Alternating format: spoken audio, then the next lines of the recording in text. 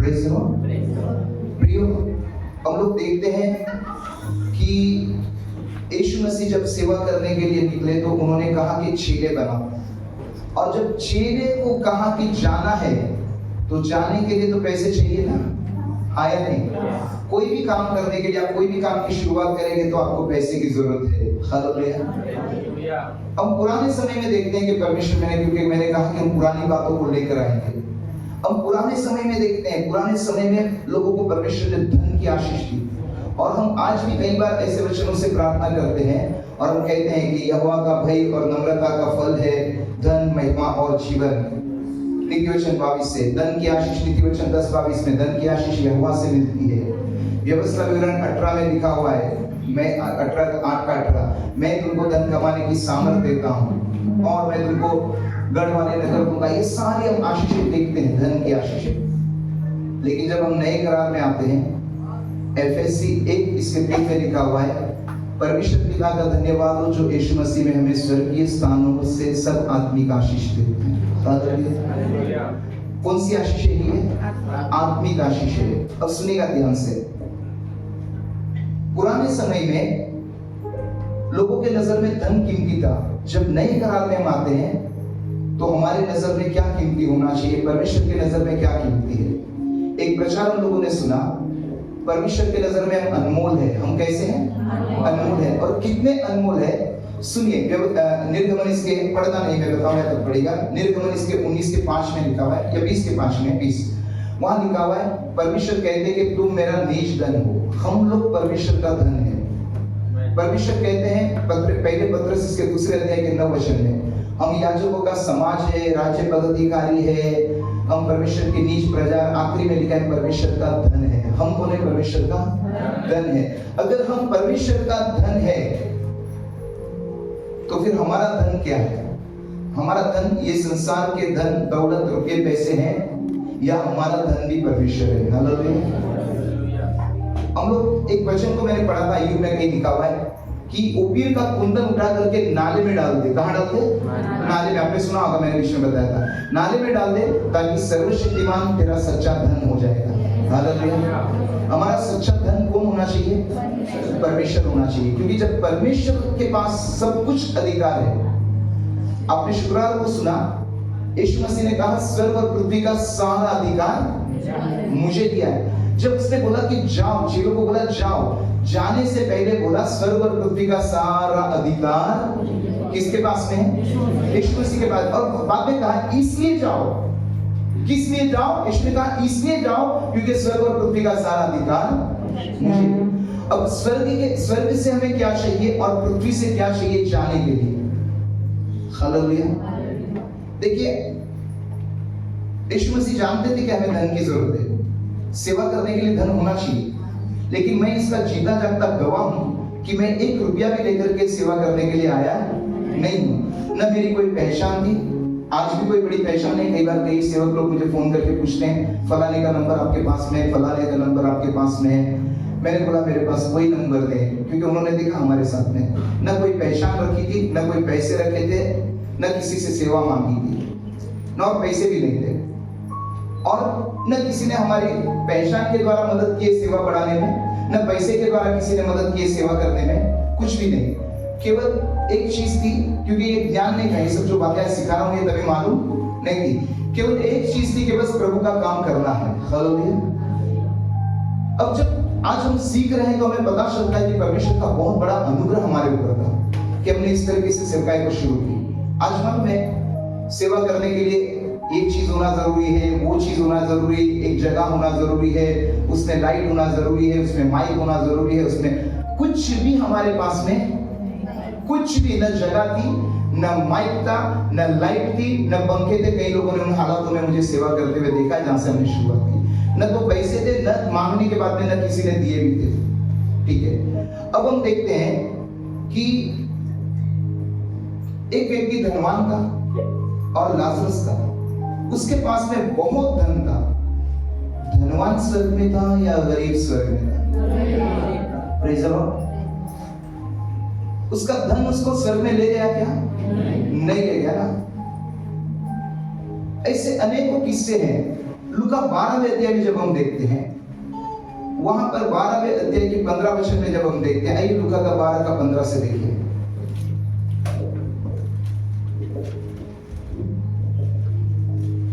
और उसने उनसे कहा, चौकस रहो और हर प्रकार के लोग से अपने आप को बचाए रखो, क्योंकि किसी का जीवन उसकी संपत्ति की बहुतायत से नहीं होता। संपत्ति की बहुतायत से जीवन नहीं होता, यानी जीवन और संपत्ति का कोई रिश्ता नहीं। आपका स्वास्थ्य से संपत्ति का रिश्ता हो सकता है, आपके पहनने से, आपके खाने से, आपके मौज शौक से संपत्ति का रिश्ता हो सकता है, लेकिन आपके जीवन से संपत्ति का कोई रिश्ता नहीं है। अगर जीवन से संपत्ति का रिश्ता होता तो लोग जीवन को खरीद लेते थे, हाँ या नहीं?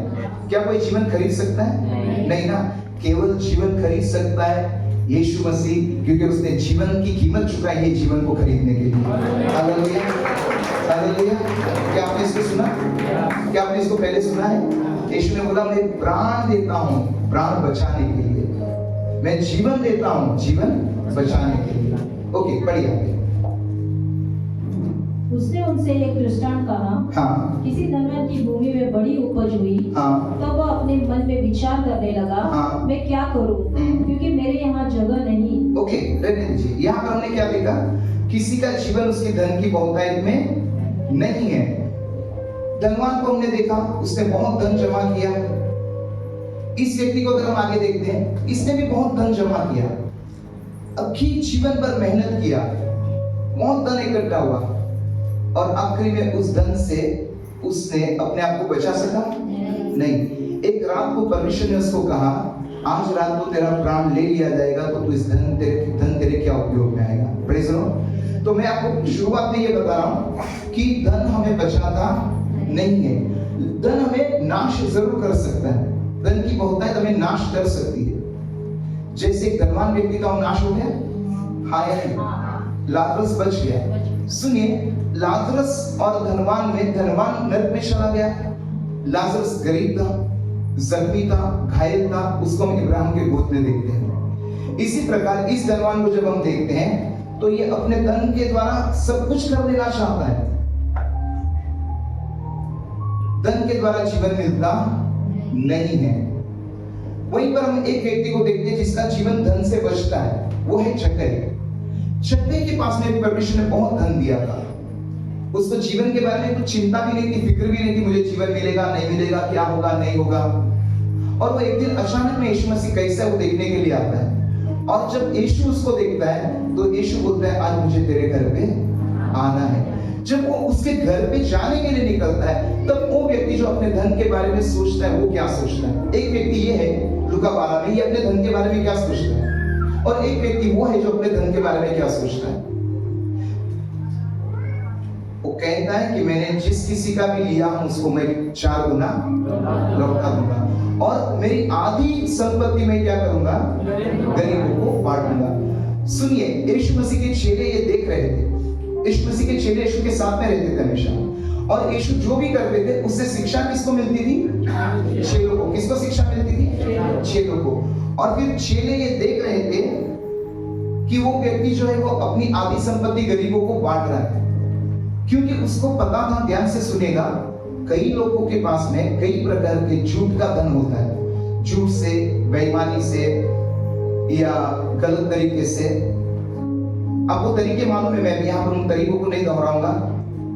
और फिर इस तरह कमाया हुआ धन उसके पास में था। अब उसको पता है कि ये धन मैं कहाँ दूंगा, वो इंसान जिंदा है या नहीं मुझे मालूम नहीं है। आपको मालूम है, रास्ते में चलते हुए कई बार कोई पुलिस वाले को रिश्वत देते हैं, कोई आरटीओ वाले को रिश्वत देते हैं, कोई ऑफिसर को रिश्वत देते हैं, और उसके बाद में हमारा उसका कोई नाता नहीं कि हम उसको दूसरी बार मिलेंगे। और अचानक में उसको पता चले, जक्कई वाला प्रचार, कि ये सारी बेईमानी की दौलत मुझे नाश कर देगी, ये मेरे घर में श्राप लेकर आएगी, ये मेरे परिवार में क्लेश लेकर आएगी, ये दौलत जो मैंने गलत तरीके से, झूठ से, पाप से, बेईमानी से, रिश्वत से, भ्रष्टाचार से कमाई है। तो उसको निकालना चाहेगा। जब निकालना चाहेगा तो सामने कोई है नहीं तो किसको देगा? उसको एक जगह सही लगी, उसने दिया, वो है यीशु को दिया कि ये गरीबों को बांट दिया जाए। मैं अपनी आधी संपत्ति गरीबों में बांटता हूं। एक व्यक्ति यीशु मसीह के पास में आया, ध्यान से सुनिएगा, एक व्यक्ति यीशु मसीह के पास में आया मरकुस 10वें अध्याय में, लूका 18वें अध्याय में, मत्ती इसके 19वें अध्याय में, 19 के 23 में, लूका 10 के 25 में, लूका 18 के 25 में, मरकुस 10 के 25 में वहां लिखा हुआ है। आप इसमें से कोई भी एक ही वचन पढ़िए। मरकुस 10:25 पढ़िए, लूका 18:25 कोई भी पढ़िए, या मत्ती 9:23। परमेश्वर के राज्य में धनवान के प्रवेश करने से, सुनिए धनवान लोगों को कितना खतरा है। परमेश्वर के राज्य में धनवान के प्रवेश करने से ऊंट का सुई के नाके में से निकलना सहज है। और आज विश्वासी लोगों को धन चाहिए, धन चाहिए, धन चाहिए, धन चाहिए। चेला बनने के लिए धन की जरूरत है क्या? यीशु ने कहा किसी का भी जीवन उसके धन में नहीं है। धन बुरी चीज नहीं है। मैंने लाजरस के बारे में बताया, यह व्यक्ति धनवान अनंत जीवन पाना चाहता था। क्यों धनवान लोग स्वर्ग के राज्य में नहीं जाएंगे? हालेलुया। और चेले लोगों को कैसा धन के विषय में कैसे समझना चाहिए, आइए मैं आपको बताता हूं। मत्ती के 6 अध्याय इसका 19 और 20 वचन पढ़िए, जो मैंने कल स्टेटस में डाला था। 19 और 20 और 21 तीनों पढ़िए। अपने लिए पृथ्वी पर धन इकट्ठा न करो। सुनिए, धन हमें चाहिए। यीशु ये किसको सिखा रहे हैं? मत्ती 6 में 5, 6, 7 में 5वें अध्याय में पहले वचन में आप देखेंगे तो यीशु पहाड़ पर जाकर चढ़ गया और एक बड़ी भीड़ उसके चारों ओर लगी और उसके चेले उसके पास आकर बैठ गए और यीशु उनको उपदेश देने लगे। ये यीशु मसीह का उपदेश किसके लिए था? 5, 6, 7 का किसके लिए था? जो उसके साथ में चुने हुए उसके 12 थे, वो तो थे, बाकी के भी बैठे थे। ये जो बाकी के थे ना, ये बाकी के थे, उसमें से भी कई लोग ये शिक्षा को ग्रहण करके यीशु के पीछे चलते थे, जो यीशु के साथ में नहीं थे फिजिकली, लेकिन ये अलग अलग जगह में थे। अब यीशु अपने चेलों को कह रहे हैं, अपने लिए पृथ्वी पर धन इकट्ठा न करो। आज विश्वासी हो, सेवक हो, पास्टरों बीच में कई बार कई लोग बहुत सारा अच्छा प्रचार करते हैं देने के विषय में। पास्टर लोग मदद के लिए, विश्वासियों के विश्वास कर्म के बिगड़ मरा हुआ है, और यीशु ने कहा गरीब लोग हमारे साथ में रहेंगे, ये सब। लेकिन हमने कई पास्टर लोगों का एक लिस्ट देखा था, मुझे इतना याद नहीं मैंने कहां पर देखा, किसने मुझे दिखाया, लेकिन उसमें बड़े बड़े पास्टर लोगों की संपत्ति का ब्यौरा दिया हुआ था, और करोड़ों करोड़ों करोड़ों रुपए उनके पास में, और प्रचार करना है कि धन इकट्ठा मत करो। धन होना जरूरी है, परमेश्वर जानते हैं। सुनिए, परमेश्वर जानते हैं हमारे पास में धन होना चाहिए, लेकिन यीशु ने अपने चेलों से क्या कहा? इसी अध्याय में जब आप आगे देखते हैं, यीशु ने कहा तुम क्या खाओगे, क्या पियोगे और क्या पहनोगे इसकी चिंता। किसको सिखा रहा था यीशु? किसको सिखा रहा था? आप कौन है? चेले हैं। यीशु ने कहा तुम क्या खाओगे, क्या पियोगे और क्या पहनोगे इसकी चिंता, क्योंकि यीशु ने उनसे कहा था कि तुम जाओ, जाकर राज्य का सुसमाचार, जाकर के पहले सुसमाचार नहीं, यीशु ने कहा जाकर मेरे लिए चेले। तो जब चेले बनाने हैं तो उनको सबसे पहली फिक्र है हम खाएंगे क्या, हम पिएंगे क्या, हम पहनेंगे क्या, हम रहेंगे कैसे। तो यीशु ने कहा ये सब की फिक्र तुम मत करो। जब हम सेवा करते, मैंने जब शुरुआत में कहा कि मैंने सेवा शुरू की तो कुछ भी नहीं था मेरे पास में, और शायद मुझे फिक्र भी नहीं थी, और मैंने सोचा भी नहीं कि कैसे होगा ये सब करके, यानी मुझे पता ही नहीं चला ये सब कैसे ऑटोमेटिकली होते गया। यीशु के चेलों को फिक्र थी, लेकिन जब मैं सेवा करने निकला तो मैं वचन इतनी गहराई से जानता नहीं था, मैं इतना अच्छा प्रचारक नहीं था।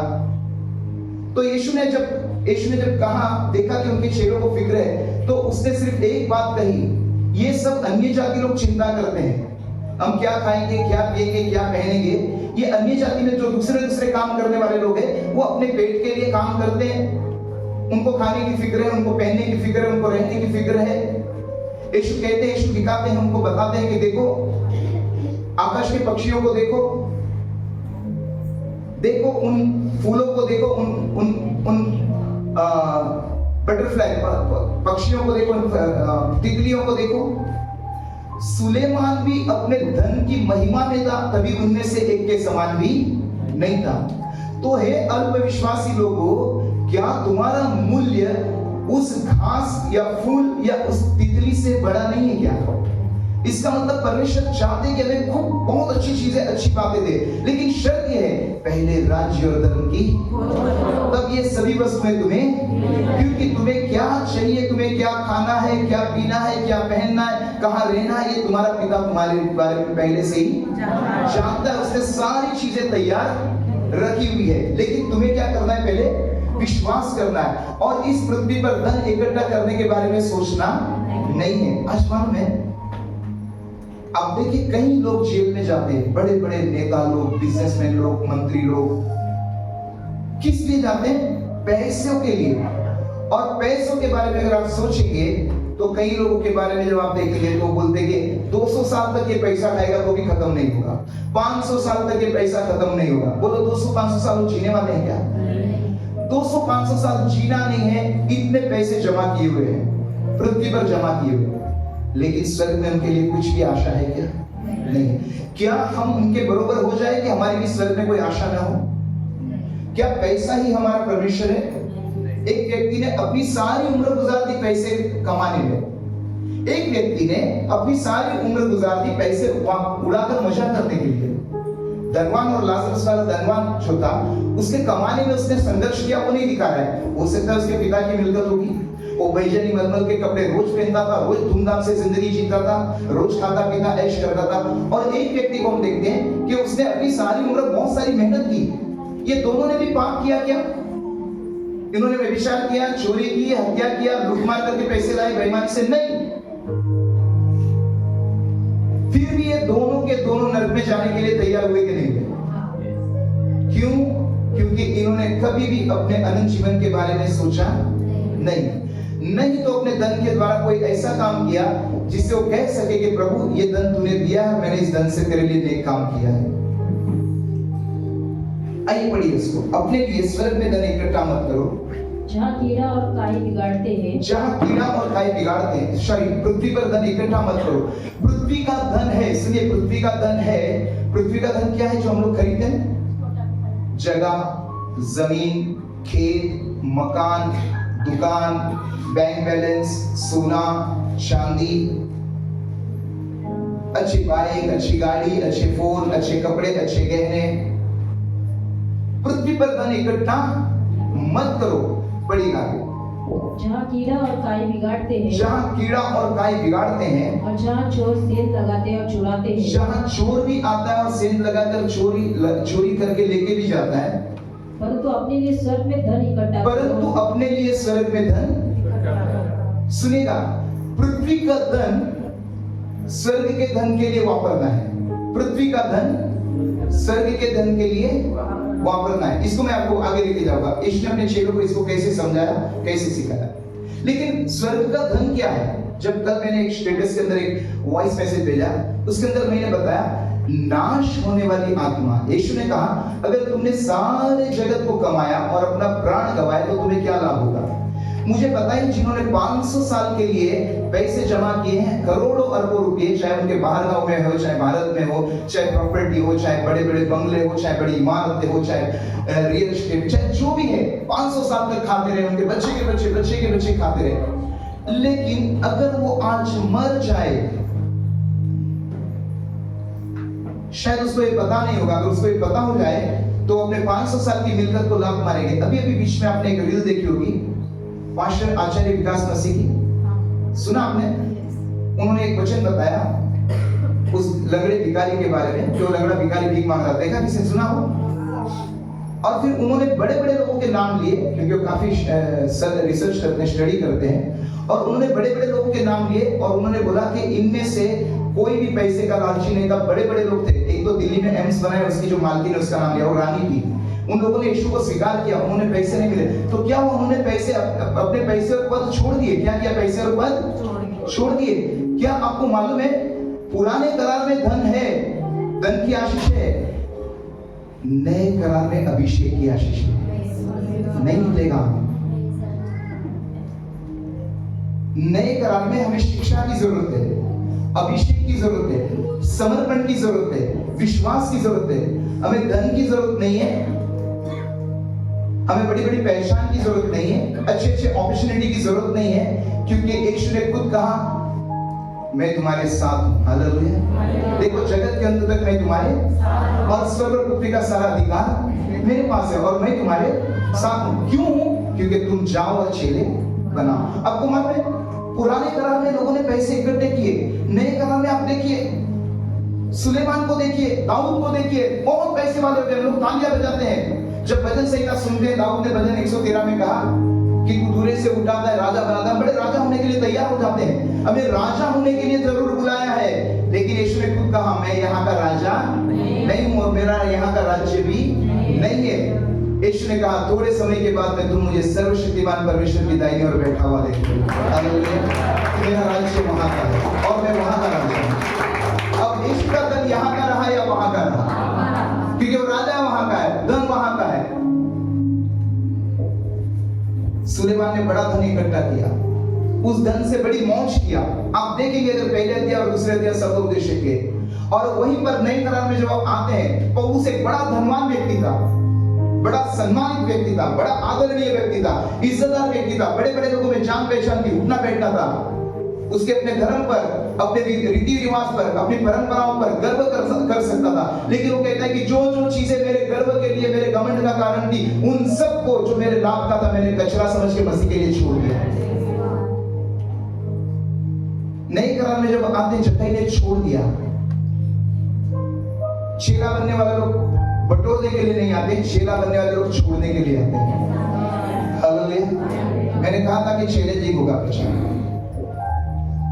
अब देखते हैं मूसा के बारे में, बाइबल में लिखा हुआ है पहले इब्रानियों इसके 11वें अध्याय में। मूसा ने, पढ़िएगा 27 वचन 25 पढ़िए, 11:25 या 27। मूसा ने फैरोन की बेटी का बेटा कहलाने से इनकार किया। उसने पाप की संपत्ति का इनकार किया ताकि मसीह के लोगों के साथ दुख उठा सके। इसलिए कि उसे पाप में थोड़े दिन के सुख भोगने से परमेश्वर के लोगों के साथ दुख भोगना अधिक उत्तम लगा। इसके ऊपर का पढ़िए। विश्वासी से मूसा ने सयाना होकर फिरौन की बेटी का पुत्र कहलाने से इनकार किया। क्या किया उसने? फिरौन राजा की बेटी का बेटा कहलाने से इनकार किया। उससे एक बड़े पद का इनकार किया? आया नहीं। बड़ी मौज मजा का इनकार किया, राजमहलों का इनकार किया, ऐश की जिंदगी का इनकार किया। आज विश्वासी लोग वही ढूंढते हैं और यीशु ने कहा है अपने लिए पृथ्वी पर धन इकट्ठा मत करना।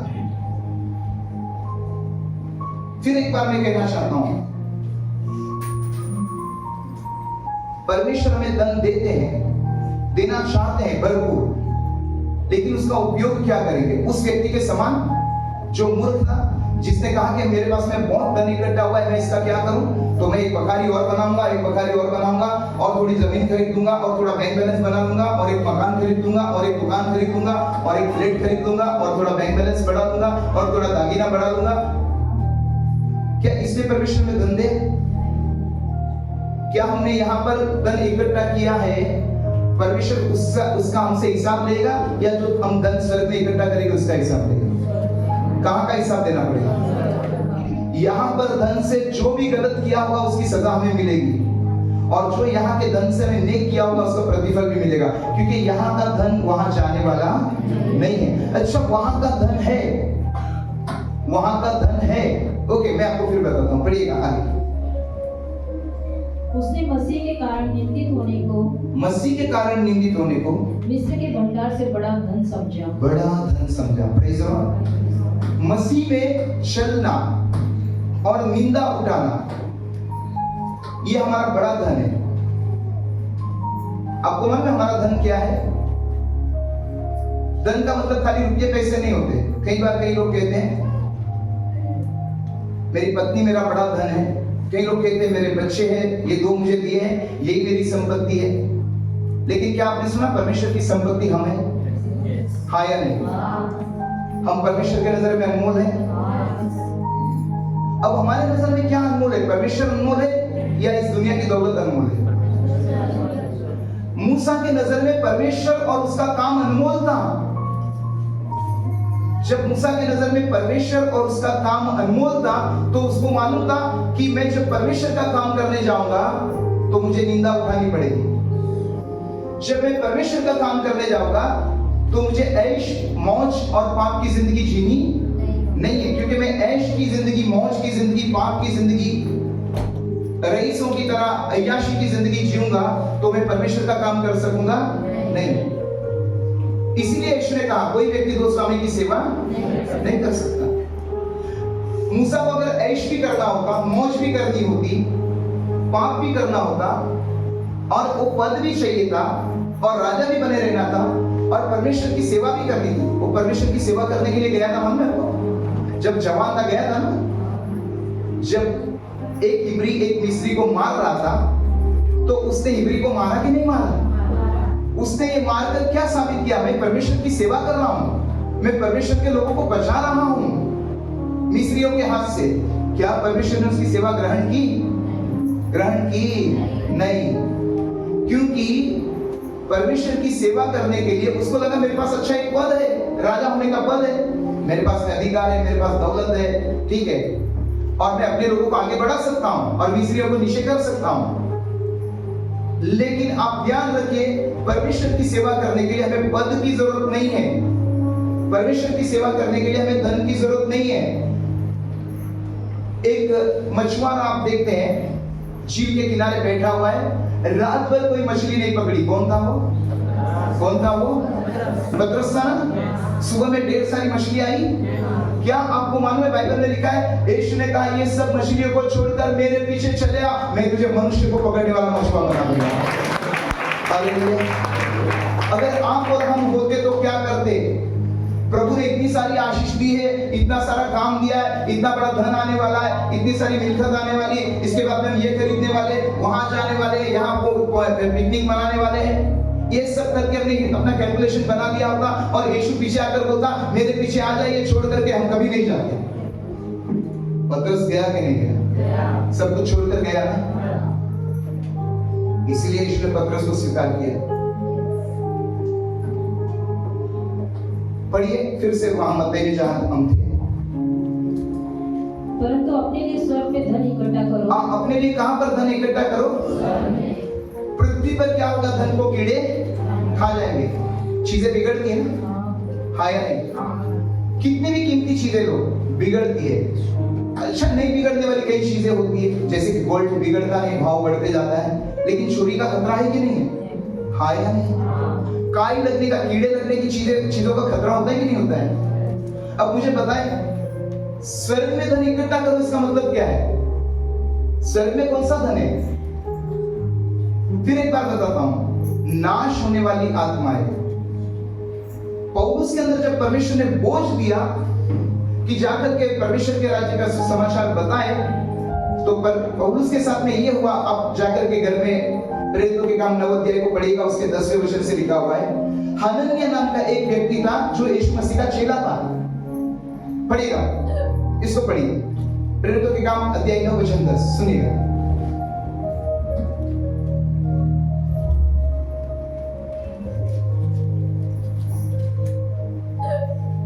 दमिश्क में हनन्याह नामक एक चेला था। कहां पर था? दमिश्क में। हनन्याह नामक कौन था ये? मैंने आपको बताया ना कि यीशु के चेले बहुत जगह में थे। ये दमिश्क में भी यीशु का एक चेला था। हम लोगों को हनन्याह नाम का कोई चेला याद है क्या? कभी पढ़ा है क्या बाइबल में? यहूदा इस्करियोत सबको याद है, बाकी के 11, लेकिन ये भी चेला था यीशु का। मैंने बताया अलग अलग चेले थे। यूहन्ना में अगर आप पढ़ेंगे तो यूसुफ नाम का एक चेला था जो यीशु के लिए अपनी कब्र यीशु को देता, धनवान व्यक्ति था। पढ़िएगा उसको। उससे प्रभु ने दर्शन में कहा, परमेश्वर ने अपने चेले को दर्शन दिए। सुनिएगा, ये पतरस नहीं था, ये यूहन्ना नहीं था, ये आंद्रियास नहीं था, ये याकूब नहीं था, ये तोमा नहीं था। परमेश्वर अपना काम करवाने के लिए अपने चेलों को दर्शन देकर भी बात कर सकते हैं। क्या आपको मालूम है, जब हनन्याह के बारे में पढ़ रहा था तो मैंने बोला इसको तो मैंने कहीं देखा ही नहीं। अच्छा, इसके बाद में मैंने बाइबल में देखा तो इस अध्याय के अलावा कहीं इसका नाम भी नहीं चेलों के रूप में। हाँ, हनन्याह महायाजक है और पुरानी करार में हनन्याह मैंने काफी देखे, नई करार में भी हनन्याह महायाजक है, लेकिन यह हनन्याह यीशु का चेला है। ये सिर्फ